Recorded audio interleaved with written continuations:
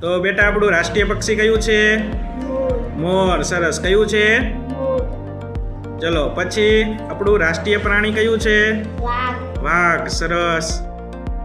પછી આપણું રાષ્ટ્રીય ગીત કયું છે? વંદે માતરમ. સરસ. પછી આપણું રાષ્ટ્રીય ગાન કયું છે? જન ગણ મન. સરસ. પછી આપણું રાષ્ટ્રીય ફૂલ કયું છે?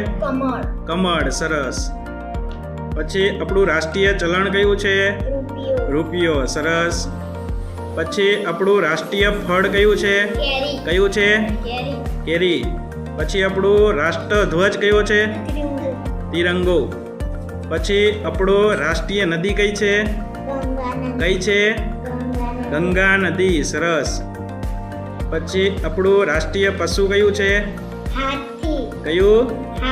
હાથી. સરસ. પછી આપણું રાષ્ટ્રીય વૃક્ષ કયું છે?